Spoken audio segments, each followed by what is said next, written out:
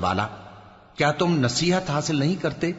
وہی آسمان سے زمین تک کے ہر کام کا انتظام کرتا ہے، پھر ہر کام ایک روز جس کی مقدار تمہارے شمار کے مطابق 1000 برس ہوگی اس کی طرف رجوع کرے گا۔ اسی شان کا ہے وہ خالق جو پوشیدہ اور ظاہر کا جاننے والا ہے، غالب ہے، بڑا مہربان ہے۔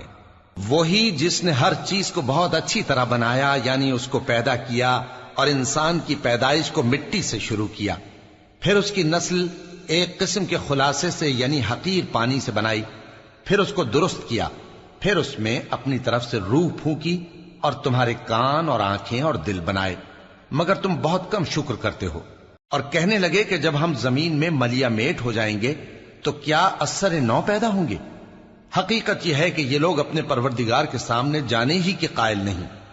کہہ دو کہ موت کا فرشتہ جو تم پر مقرر کیا گیا ہے